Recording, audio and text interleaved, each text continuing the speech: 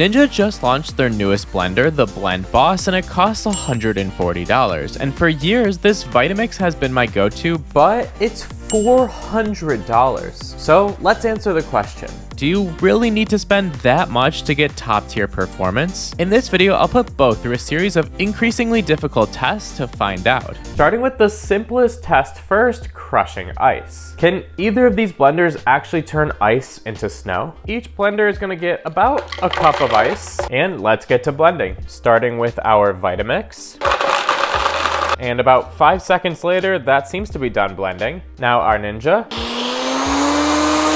And the Ninja did a little bit of pulsing first, so it maybe took about 10 seconds or so total, but let's take a look at the results. Here is our snow in our Vitamix, and yeah, that is definitely super blended and nice and packed down. It actually makes me want to make a snow cone out of it. And now for our Ninja, which the ice seems to be kind of stuck together into one block. Oh, there we go. And there is our snow in the Ninja. It's actually much more packed together. So if you were trying to make like a snowman out of ice from your blender, I think the Ninja would be the winner here. But overall, both passed. We definitely got snow from both blenders, so let's move on. Next up is our classic smoothie test. Will these blenders give us that smooth texture that we want without leaving any clumps behind in the blenders? We're starting with some milk, some frozen berries, frozen mango, and a nice scoop of protein powder. And once again, with both prepped, it's blending time. Our Vitamix first.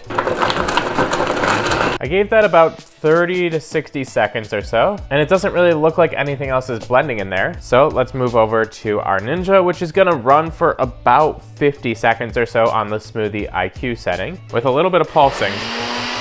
And now let's take a look at the results and see if there's any difference. Pouring out our Vitamix smoothie first here. It's looking nice and thick. Definitely the creamy texture we want. And I don't see anything unblended inside of the blender. But now for our Ninja, let's get this one poured. Honestly, looks like the same smooth, creamy texture so far. And just like with our Vitamix, nothing left in the blender unblended. So visually they look about the same, but let's taste test both to make sure. Starting with the Vitamix.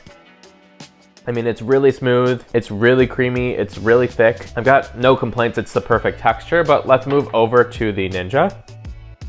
A little bit airier, and through a couple sips, I've maybe had 1 or 2 seeds that have made it through the straw, which I did not get at all with the Vitamix. Overall though, I can't say I'd be disappointed with either. If the Vitamix is a 10 out of 10 smoothie, the Ninja is like a 9.8. It's super close so far. So let's move on. Now we're testing precision by making salsa. If the blenders can't pulse properly, we'll probably end up with soup instead. For this, we're starting with some petite diced tomatoes, a red onion, some cilantro, some lime zest and lime juice, a jalapeno, cloves of garlic, some cumin, salt, and some pepper. And with both prepared, you know what time it is. Blending time. Starting with our Vitamix again.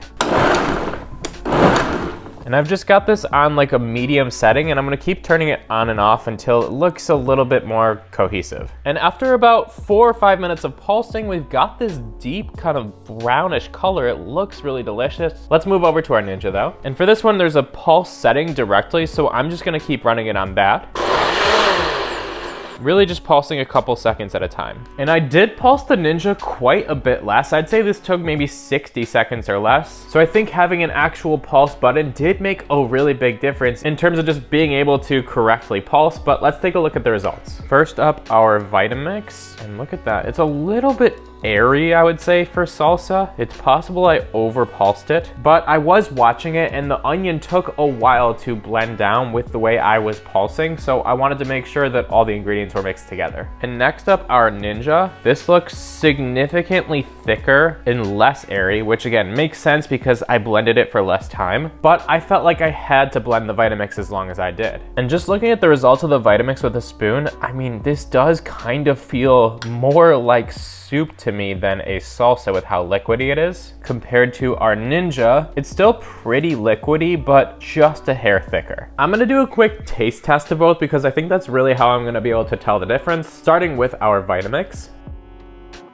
It tastes as I expected. It is a little bit on the thinner, airier side, but I also wouldn't mind dipping some chips into it. But compared to our Ninja, also a little bit thinner than I would expect for salsa, but on the same note, I'd gladly use this as salsa. I think our Ninja is slightly ahead in this test, just like the Vitamix took the slight lead in the smoothie test. So moving into our final test, the blenders are pretty close so far. For our final test, we're basically just gonna mix together a bunch of greens and hard to blend ingredients to really put the blenders to the ultimate test. Starting with some kale, which is a super fibrous green and hard to blend, some celery, half an apple, some ice, a scoop of peanut butter, a little bit of rolled oats, and finally some water so it's not actually impossible. With both prepared, say it with me this time, it's blending time. Let's see how the Vitamix does first. Did an amazing job right off the bat. Took about 30 to 60 seconds for all ingredients to kind of disappear, but let's see how our Ninja compares. I'm gonna try running it on just blend mode. Let's see what happens.